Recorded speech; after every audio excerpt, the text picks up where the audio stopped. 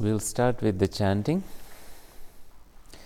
Please join your palms together and you may close your eyes and join me with the short chanting that we normally do.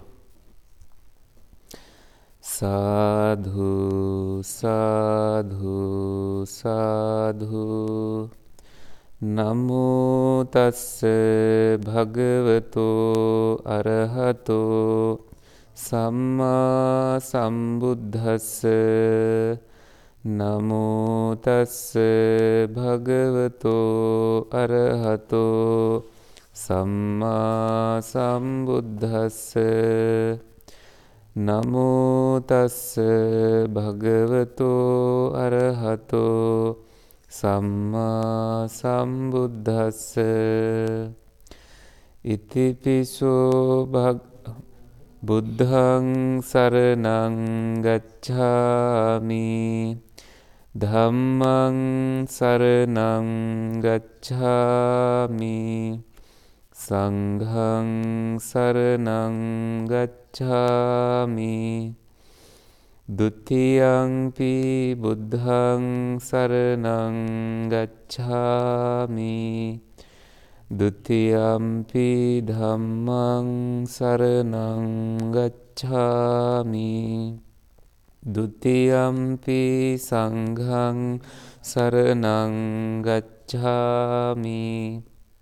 Tatiyampi buddhaṃ saraṇaṃ gacchāmi.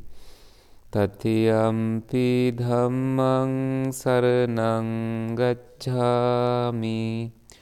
Tatiyampi saṅghaṃ saraṇaṃ gacchāmi. Pānātipātā vēramaṇī sikkhapaдаṃ samadhiyāmi. Adinādāna vēramaṇī sikkhapadaṃ samadhiyāmi. Kāmesu miccācārā vēramaṇī sikkhapadaṃ samadhiyāmi. Musāvādā vēramaṇī sikkhapadaṃ samadhiyāmi. Surāmeraya majjapamā daṭṭhāna vēramaṇī sikkhapadaṃ samadhiyāmi. Sadhu, sadhu, sadhu. So we will do some guided meditation to begin with.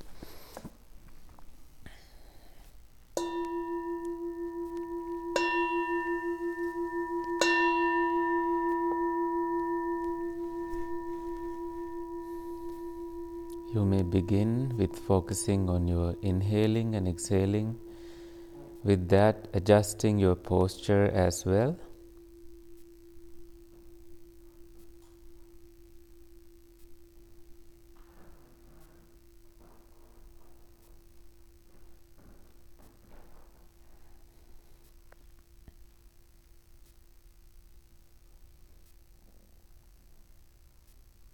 Noticing where there is some tension and tightness within your own body.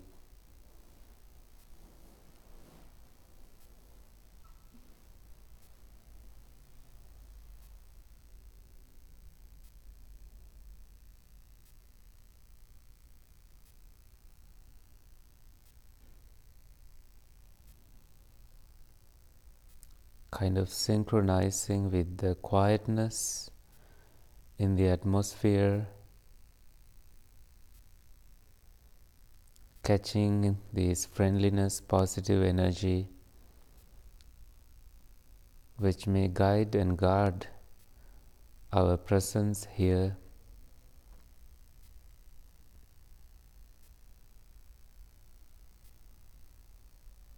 You may pay attention to the top of your head and begin this scanning, body scanning process.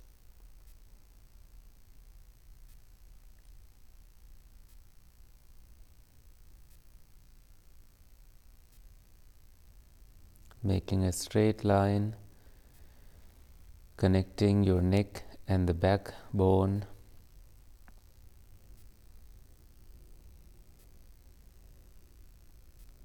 Shoulders at ease.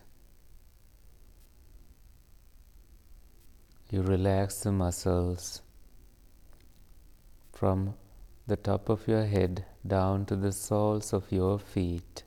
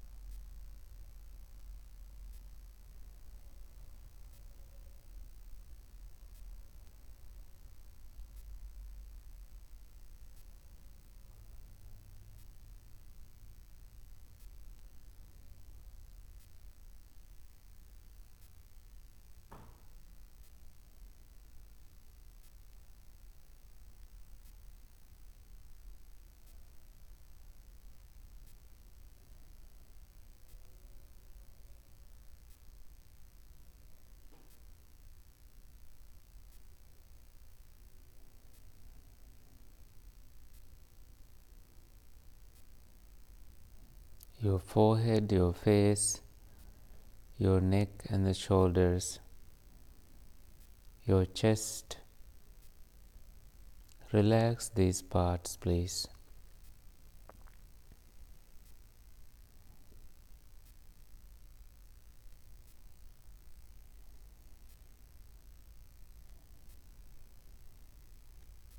Your arms, your palms, and the fingers.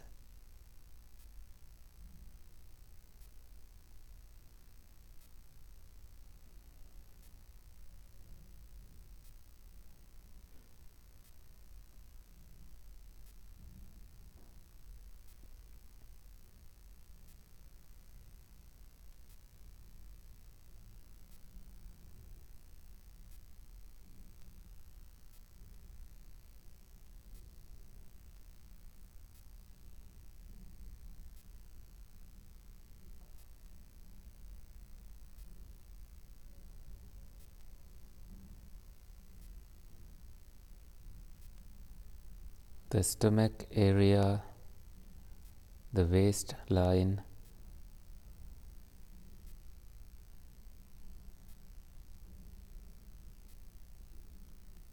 further down to the bottom, the knees, shin bones,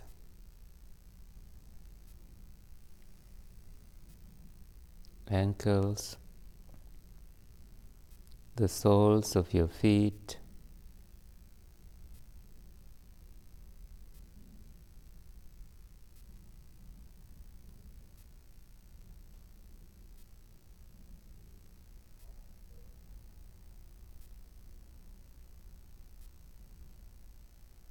and the toes.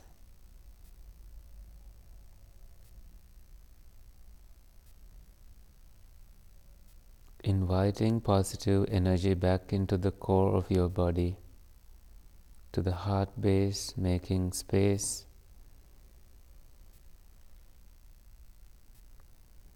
and begin adding more ingredients into this exercise.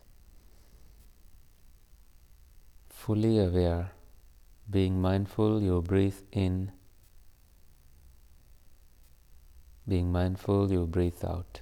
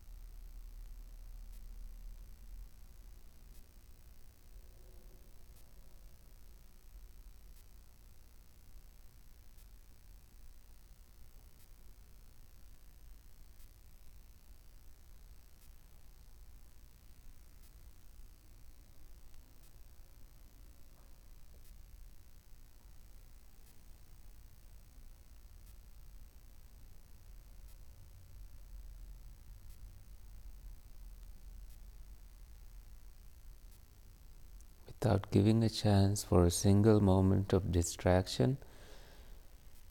Continue inhaling and exhaling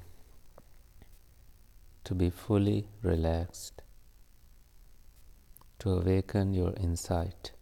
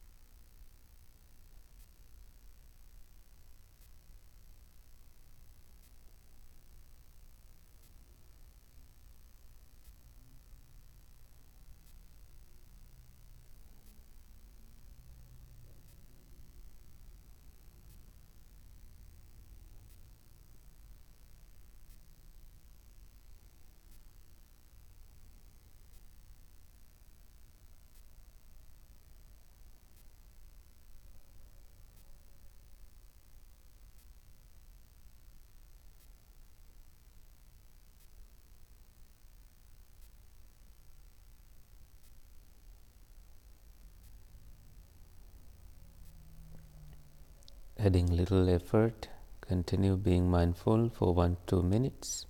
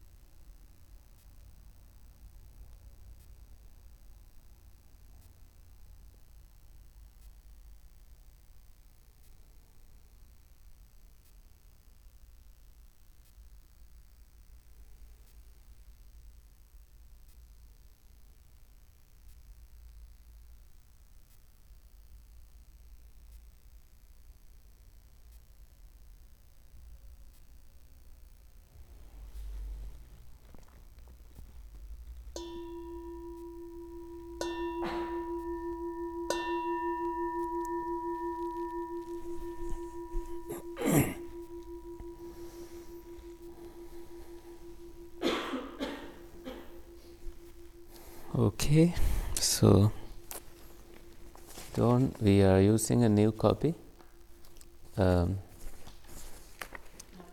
the one from last week, so we have them here. And two announcements. We'll have a weekend retreat this weekend on Saturday and Sunday here in this property. We start at around, so arrival time is 7:30 to 8, and then we'll start around 8 in the morning and then go until 4:30 in the evening on Saturday. And the Sunday's program is also same. An email has been sent out by the temple, and you can see the details on our website. So basically what you have on website is the schedule, like what we do, and then so you will be given a breakfast and lunch, and of course tea is available downstairs. And so this time Bhante Sankecha is not here, he is now in Sri Lanka, so it will be just me. And Renu, she's the physical therapist, she will offer the body movements, exercise as she usually does. And then I also invited Antonio to lead singing bell meditation towards the end of one of the days, which I don't know yet which day he will choose to come. He loves doing that. He's an expert and he talks about love all the time, and he says love is healing, so he's great. So we have his program once a month in our temple. The other announcement is that on 24th Monday, I will be away, so we won't do the discussion. 24th of February. The discussion won't be held as here, as usual. And last but not least, I must thank Dawn for taking the Saturday group this last Saturday. Thank you so much. I heard very, very wonderful things about that program, so thank you for willing to teach, lead the group, and that was very helpful. So I didn't write an email, but I knew we will meet here, so I thought you will not be here today. But did you see the email last minute, or you were planning to come in? Oh, okay. Okay. Although in Michigan now, having a cell phone and driving, I think they are going to fine us. If I haven't seen them doing it, but I heard. You told me that police is after people who are using a cell phone and driving at the same time, which is called distracted driving. I think it's good, and that's why we are learning mindfulness here. So last week the reason I went to this just English only because just so many pages to print from the booklet. If you want the booklet with Pali, just order it on Amazon. It's just not too expensive. And I have sent it also in email to the group, so you have it there. And we didn't read some of the Pali the other day, so why not just have English? And Pali is here, so we may pull it when needed. And last week we did up to the end of breathing exercise and then the insight part. And Vimal Mahatma asked this question about what is bodily formation. So in Dhamma generally, the Pali word, I think what you are also looking for is the Pali word, which is called Kaya Sanskara. So Kaya Sanskara, or the Pali word is Kaya Sankara. Sanskara is more like Sanskrit and Sinhalese. So Sankara is the word. Something formed, Sankhara is usually translated as formation, so bodily formation. And here in this discussion, when you are tranquilizing bodily formation, you are actually tranquilizing the in-breath and out-breath. As you meditate, like today, we breathe in, breathe out, and slowly it takes little time, and then you don't even feel the gross breath happening. It's just very subtle, and that is barely noticeable, but you stay present with it. So there you are tranquilizing with little attention, effort, and allowing things to be. And right followed with that, we discussed, which was very interesting the other day in English, we discussed the part about insight, refrain, which we will also do after today's discussion.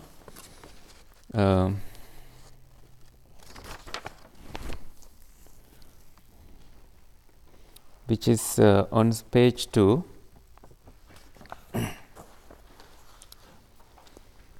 Beginning with moreover in the middle. Moreover, let's read together. When a practitioner walks, he is aware, I am walking. When he is standing, he is aware, I am standing. When he is sitting, he is aware, I am sitting. When he is lying down, he is aware, I am lying down. In whatever position his body happens to be, he is aware of the position of his body. So you see 4 main postures. What are those? Standing, walking, sitting, and lying down. So you begin to pay attention to the body little more. You were with the breath before this, and now you are moving to the other things that this body does. It gets it's added with more activities. You will see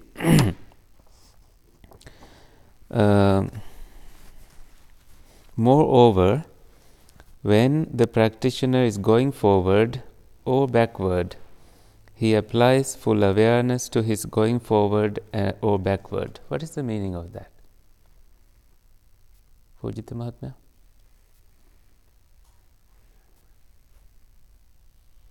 Well, we normally go forward to close the door, and then you don't walk, like you don't do the moonwalk, you just walk backward to where you were. Say you were in your bed and you walk to some place, and then you are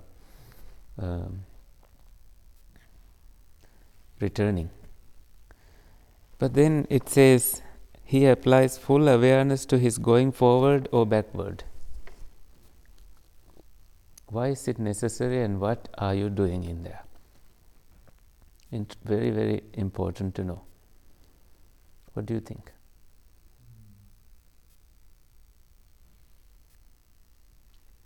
What could happen when we are going forward or backward? Defilements can arise in us. Right? Defilements means impurities in the mind can arise. So in applying full awareness, you are aware of what your mind is doing when you do these activities. Clear? Because you can run, you can catch the ball, you can walk go forward, come backward, and return, and do all kinds of things when your mind is not even aware of these, what it does. Sometimes these are little anchoring moments. Do you need more light? You seem to take notes. It's okay? When, say, you can give attention to the activity you are doing, which means you are also observing You are not letting your mind to do so many, to get stressed about other things when you are simply paying attention to the going forward only. This helps you to not trip over the cables, the fuse and other things that may disturb your walk. But the deeper meaning is being aware of your mind's movements when you are doing these things. And is it possible to pay attention to the mind and walk at the same time? It is possible, right? We just pay a little more attention than we normally do. Okay, let's see. When he looks in front or looks behind, or bends down or stands up, he also applies full awareness to what he is doing. He applies full awareness to wearing the Sanghati robe, which is a robe that monks put over this robe. Especially when they are traveling, they have a spare robe to sit on it or to have it as a blanket. So this is, about monks. Or carrying the alms bowl. Monks have a bowl like this for food. And so you cover it, or you have a lid sometimes, and you go basically begging for food, and when you get enough, there is a limit in the, there is a place, marker in it. You only get food to that level. That's actually too much food. Sometimes you stop even before that. It's enough, and then you stop. And there is mindfulness involved in making those decisions. This is enough food for me. I'm not greedy. I don't need to go for more food. And what was offered, I will accept, and that's enough. So that, and you feel hungry also when you are, smell the food and you need to look for a proper place to eat. I have done that. No plans, not knowing who will meet, who will offer food, just wandering, and then people offer food. And then you find, so this was in Tisavava, Anuradhapur area in Sri Lanka. So just sit under a tree and eat what has been offered. So it's a very simple life, very good life. No need to carry money for when you do that, because you are not buying any food. When he eats or drinks, chews or savors the food, he applies full awareness to all this. See, every activity is in here. When passing excrement or urinating, he applies full awareness to this. This is why people have constipation-like problems. They don't notice. A doctor will confirm this. They don't notice that they haven't eaten the right kind of food, or they rush. And all these contribute to these little, or family reasons like family history or other things. When he walks, stands, lies down, sits, sleeps or wakes up, speaks or is silent, he shines his awareness on all this. Beautifully said. You are shining your awareness. That is like a light. You use the torch of your awareness as you are doing all these activities. Nothing is excluded. What is hardest here? To be aware when you are talking. Not really. Everything is hard here, but people talk on, and the Buddha discouraged this. He said, this is called Sangharama. Like Sangha is a group. Like Sangha is monks also, it's a community group. But Rama means attachment to groups, to chatter. So you are, because as soon as you talk about something, see, you are not aware of what you are talking. You didn't know the limit. and the stories pop up in your head as soon as you begin your meditation, and they begin to distract you.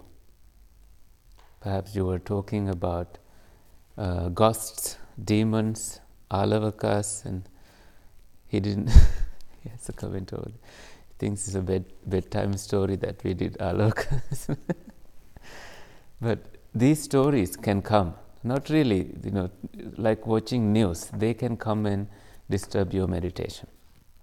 This is why we stay away from gossiping. Now the insight part comes. This is how a practitioner observes the body in the body. He observes the inside of the body or the outside of the body.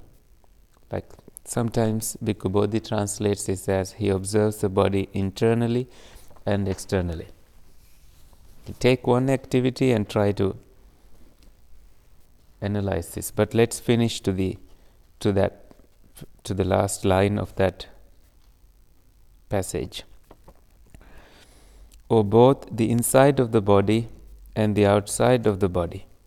He observes the process of coming to be in the body, or the process of dissolution in the body, or both the process of coming to be and the process of dissolution.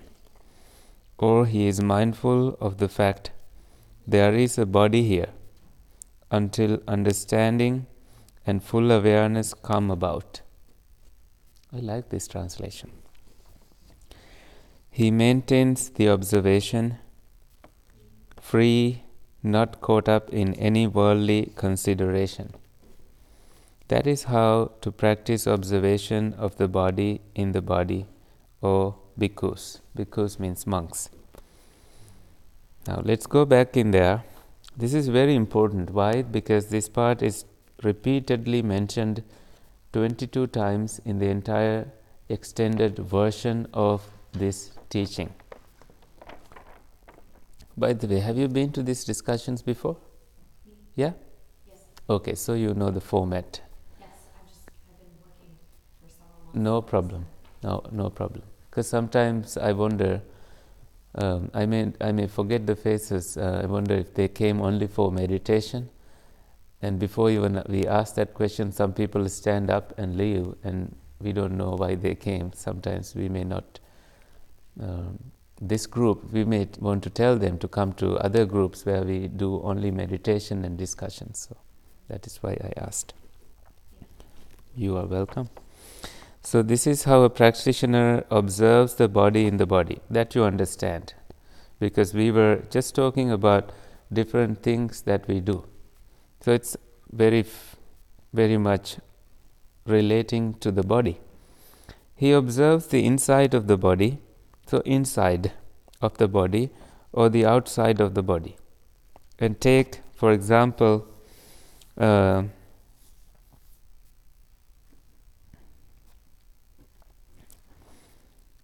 chewing the food. And what is the inside of the body and what is the outside of the body?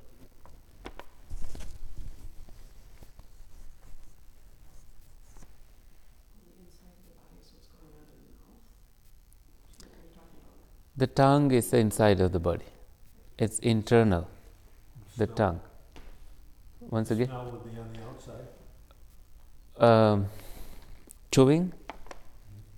You also, what is, you smell it definitely. Then we are switching to the nose. Let's stay with the tongue here. So we deal with a small periphery. And what is external? Taste. The taste. So what you are actually, anyway, so let's break it, for you are not here, so let's what is internal? What are the 6 internal organs? Yeah. Speak up, please. Eye, the ear, the nose, the tongue, the body, and the mind. The external or the outside, the form to the eye, sounds to the ears, smells to the nose, taste to the mouth, touch to the physical skin, the body, and things that you cognize to the mind. So this is how we look at what is internal and what is external. Or according to this translation, what is inside and what is outside. These are what we have other things, a lot. But there is food, but how do we kind of know the food is by taste. Right. You also know the food by looking at it, but that's a different mechanism. Then we are switching to the eyes mechanism. But the process of chewing something, we begin with food and we then have the taste. So we have different particular tastes for different foods. So now we found, in terms of chewing, we understood what is inside and what is outside. The tongue is internal and the taste is external. Do you need more light? Oh, she's getting a phone call. He observes the process of coming to be in the body, or the process of dissolution in the body, or both the process of coming to be and the process of dissolution. This is very important to understand. So now we identified the taste and the inside, which is the tongue. Just having the two of those, we don't create a full experience. What is necessary in here? The tongue consciousness. We have 6 consciousnesses: eye consciousness, ear consciousness, nose consciousness, tongue consciousness, body consciousness, and mind consciousness. For any of these, we need to be conscious on what is happening. If not, I may be staring at this iPad and I may be thinking about something else. Because I'm not conscious, I'm not really capturing it. That happens, not cognizing it. Any questions? That's the coming to be. Not done yet. And that's basically coming to be, because not yet, because you see, in Dhamma language, the internal and external alone is not enough. We need to be, the consciousness need to come into being, and the meeting of these three is called a contact. That's what we need to remember. Meeting of these three is called contact. And so that way we have 6 contacts relating to the eye, to the nose, to every sense organ. We have 6 contacts. So meeting of internal and external, this is the coming into be process. Now you see that. And contact leads to what? Because of contact, the Pali word is phassa. This contact leads to feelings. Pleasant feelings, painful or neither painful nor pleasant. If the food is tasty, it is a pleasant feeling. So this is the coming into be process. Things are rising.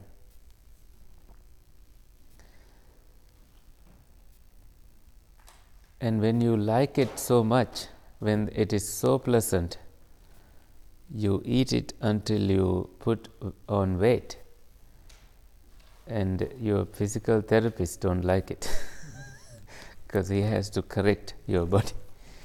So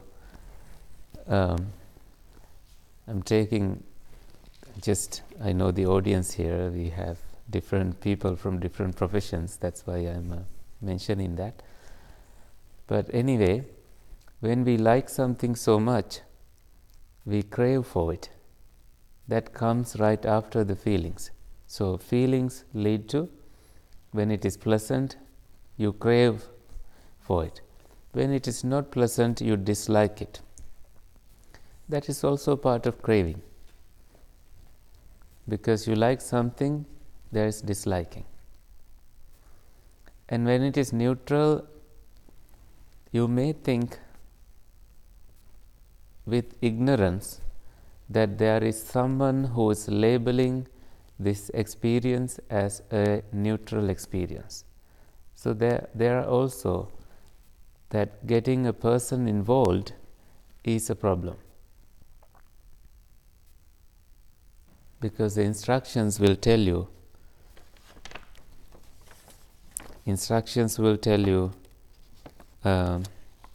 there is a body here and you only need to have full awareness, and you do not want to get caught up in any worldly consideration. You do not want to crave or label that this is me, this is the eater. These are labeling that comes after. And you are free from associating a self to this experience. You see the arising phenomena, and now how do you see the, what is the word they use here?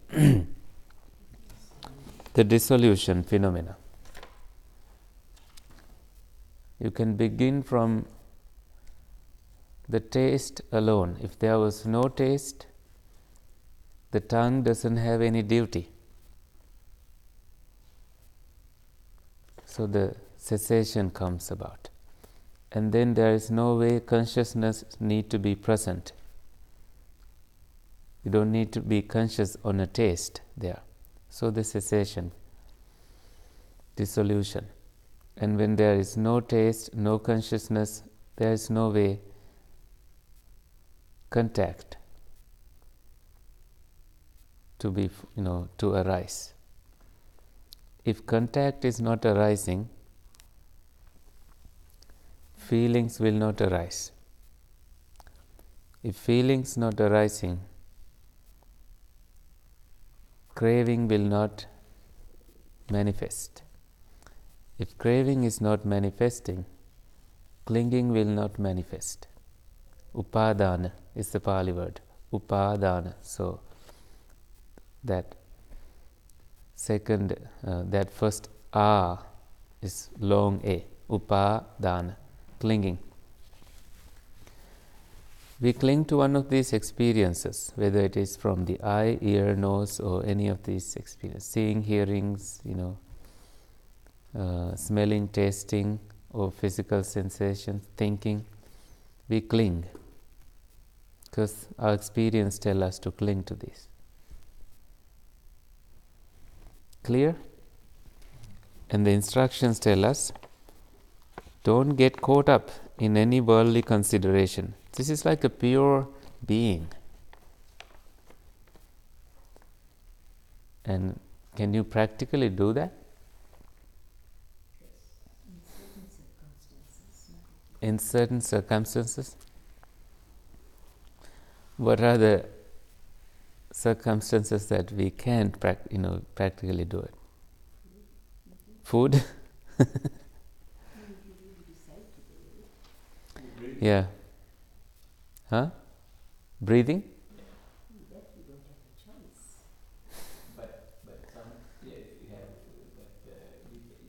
You don't get clinged to breathing, right? You don't get attached to breathing. It is a spontaneous process, but yeah, breathing is in a way a process that we choose to guide us in meditation because attachment is not involved. But that's not the main concern here. The dissolution, can we practically do that?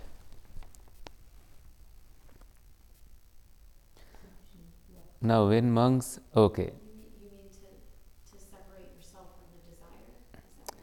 That's How that can we is separate feeling desire? Is that the question? um, that's a good question too. That's where we went after the breathing experience. But the dissolution phenomena here is when this is not here, this will not arise. I am kind of basing my question in that experience. For example, taking your tongue and the taste experience. And we were just saying, if the taste was not present, the tongue will not be present. And if the tongue and the taste were not present, consciousness has no duty there. And when those three don't meet, the contact will not manifest. And if contact didn't manifest, no feelings will manifest. If no feelings came about, no craving. If no craving came about, no clinging. And can we practically do that? That is my question. Maybe if you sit in a room with white walls. Once again?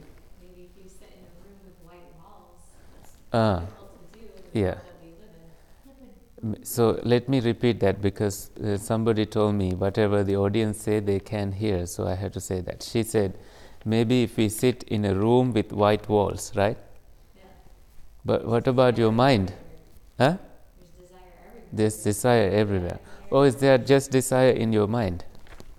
Whether it's white walls, still the desire is present in our mind. So can we put white walls to the mind? I think then we need to understand here that there is a gradual process that begins with closing your eyes. In doing that, we are actually not allowing a lot of eye contacts to manifest. As soon as you close your eyes, eye consciousness has not much to do.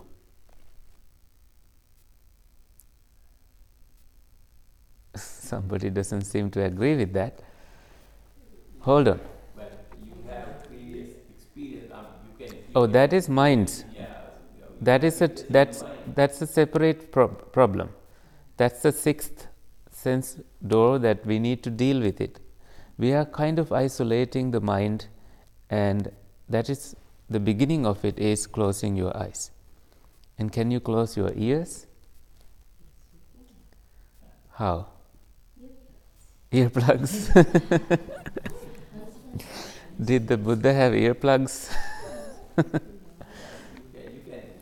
Basically, what you are doing is sounds is there for our protection. Like we are these beings who have lived with the nature for millions of years, and when something comes from far away, we need to hear it and protect us. So our senses are very, very sharp, and sometimes animals have more sensitivity to this. And in meditation, you don't really shut them. You stop paying attention to them, and slowly, your body kind of separates. You are not active looking for a sound to come. And smelling?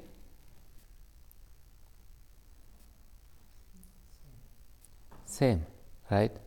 Smelling, you don't, like right now, we don't smell anything. That's why wearing perfumes is not encouraged in a meditation retreat or temples per se. Now you kind of find the answer to the question, like why people wear white clothes when they come to Sri Lankan temples. Because fancy clothes are distracting. They have openings here and there, and then, do you have something to say? Well, I think it's all mind. So We are coming down to the mind. everything, I think, you have the internal and external. You mentioned about the six senses. Yeah. So we can't get rid of those. Those are the worldly conditions. Mm-hmm. The senses you born with, and I think it's the mind how the mind which process this Mm-hmm. So if you can have that, isolation from that information processing, Mm-hmm. that you take the smell as a smell, not Mm-hmm. getting attached to it. Mm-hmm. So it's one of the experiences this organ just passes through to Mm-hmm. the brain. Mm-hmm. And if you just accept at that point and without just going further, Mm-hmm. okay, that is where in my understanding, that is Mm-hmm. where you break the loop, that reaction. Yeah. So what he says is that ultimately mind is the emperor that does all these things. We have used the emperor simile many times in our retreats, if you may remember. This is from Ajahn Braham. We need to be, it's 8:27, so little away of the time here. So there is this emperor covered with his armories, he has these high boots, and we don't even see who is inside. So the emperor is the mind. When you take off the layers, the 5 layers, mind is isolated. Now you begin to work on that emperor. You start to recognize its power, and it helps that you take off the layers. You don't basically take off them, but you are isolating the mind and not letting it run with anything that may come. So therefore we call it indriya samvara, sense restrainment.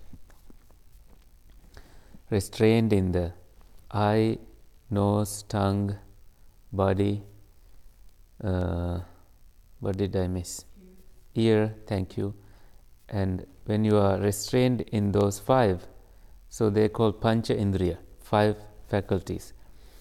What is left is the 6th indriya, the mind faculty, and you begin to deal with it.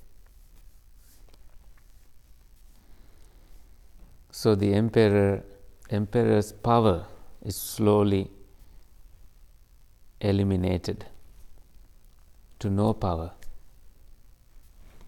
That is what happens in this entire process.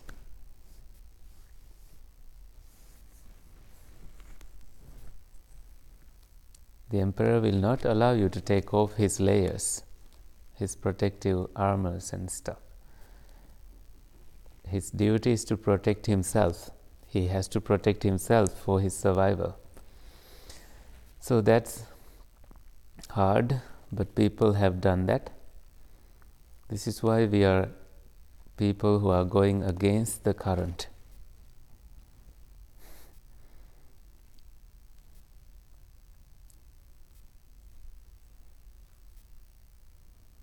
Against the flood, against the stream.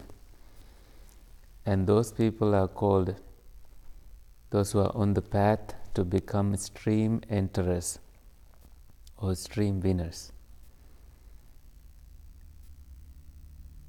The first stage of a realization, awakening, which comes about by understanding the arising process and the process of passing away. I think it's good to stop there. And any questions? Or do you want to read more?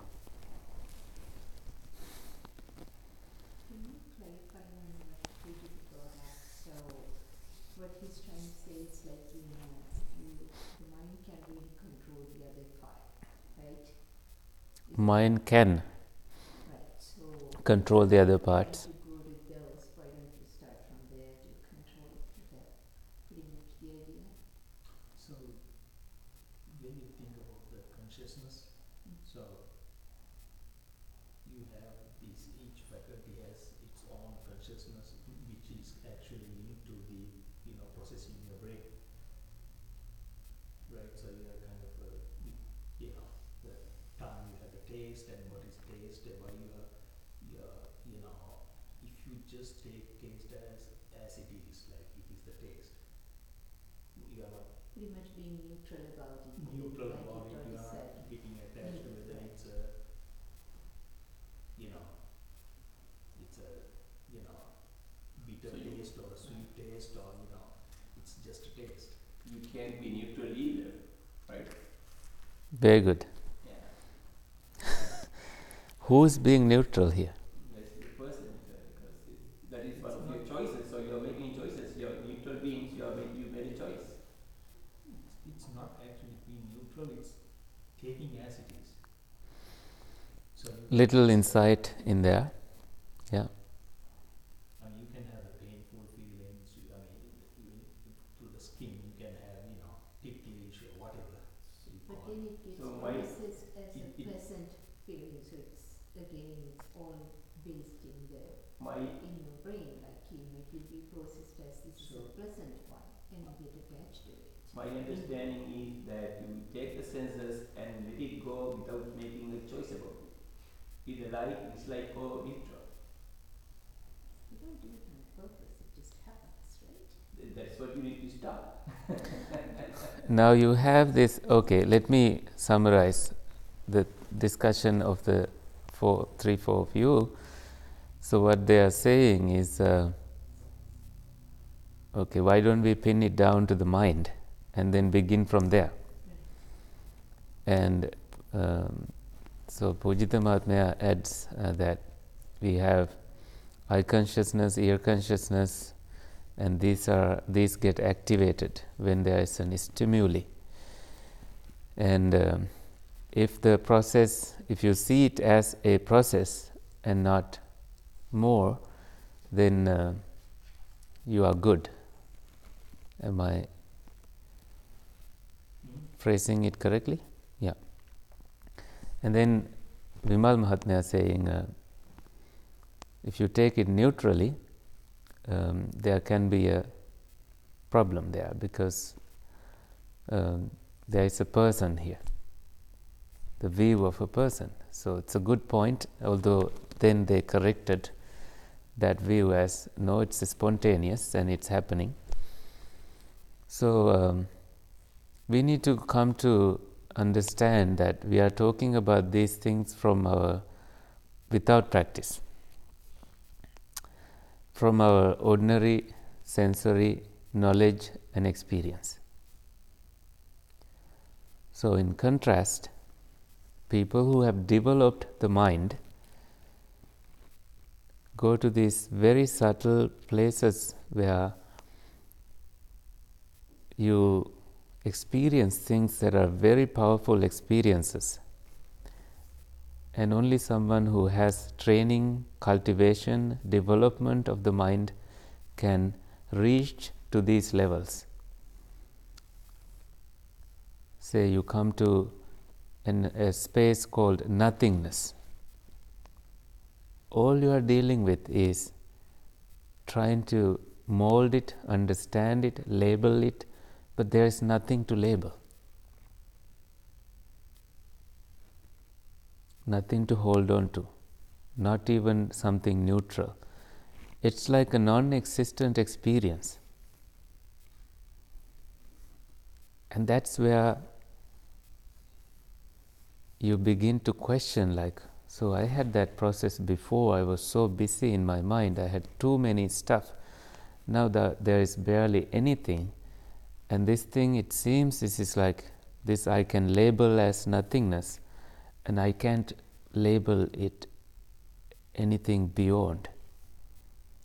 So you are kind of becoming, or the process is becoming helpless here, not getting so much fuel to run.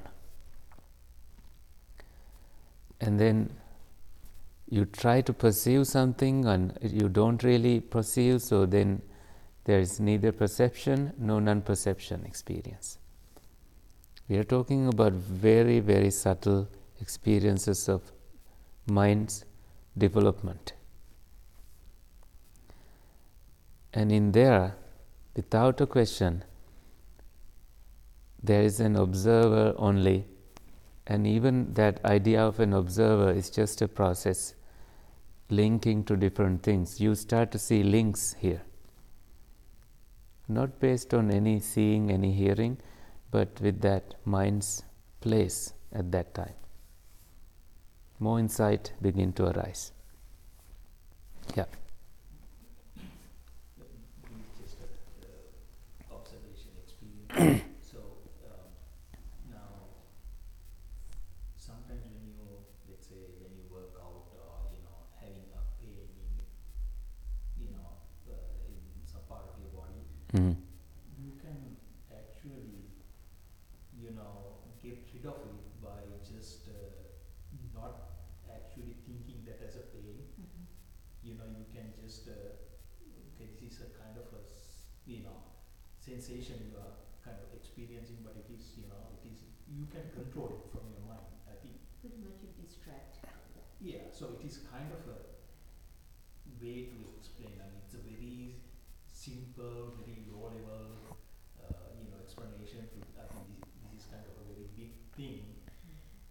If you put that one into the perspective of getting not just observing what you are not, it's not kind of, you don't, what I think is at some point you don't actually feel that it's a pain or it's a pleasant feeling or it's just an experience. So I think that is, I'm trying to understand whether that attaches to what you mentioned about the neither perception. Yeah. Whether to perceive it as a good feeling or a bad feeling, you just say it's a feeling and leave it alone. Yeah, so different levels of jhanas type of thing. Good question. So this is the question: when you have a pain, and what did you say? You can get rid of the pain by taking it as just a sensation. As just a sensation. And your question is whether that has something to do with. You did say that the experience we were talking about may be bigger than that, but whether that is the neither perception nor non-perception. My answer is no. You can begin from there. That's a worldly neither perception nor non-perception experience. We are now switching to the, because when you pass jhanas and coming to immateriality, so we are only dealing with the subtlest places that the mind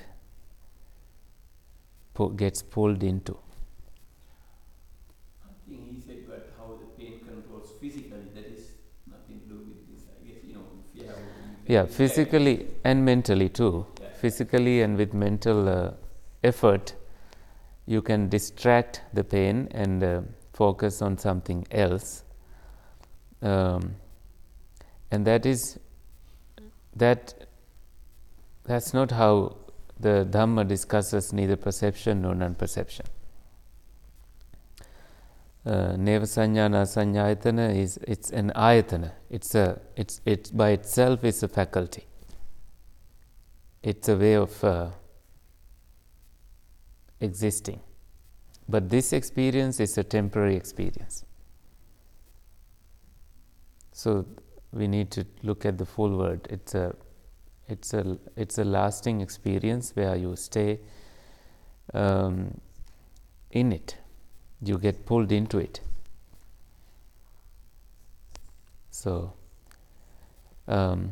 only by experiencing that one would know what that is. But it begins from what you are describing, like cutting down the mind's activities. So the pain experience is just one from the touch sensor. Yeah. And so we are here in the jhanas. I think we are talking about all 6 senses, and then it's a totally different level of mind, I think. Yeah. So we are swimming in the unknown waters here. That's what we need to keep in mind. In jhanas, sometimes thoughts are not present when it comes to after the second jhana. So then what is present? So when you think about that, there is collected mind, stillness, and very non-ordinary experiences there. Happiness born of that freedom that you just gained, happiness born from stillness. So these are like counter experiences, and you are dealing with those. Still very close to falling back to the 5 sense doors or 6 sense doors, very close to the 5 hindrances, and the escape is in the immateriality, nothing to do with the sensory world.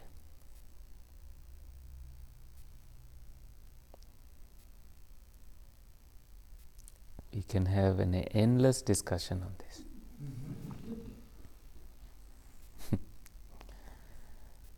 Should we stop here? Okay.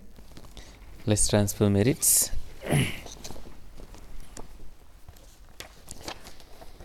May suffering ones be suffering free, and the fear-struck fearless be. May the grieving shed all grief, and may all beings find relief. May all beings share this merit that we have thus acquired for the acquisition of all kinds of happiness. May beings inhabiting space and earth, devas and nagas of mighty power, share this merit of ours. May they long protect the Buddha's dispensation. Sadhu, sadhu, sadhu. So, got enough food for the thought. There is tea for the body.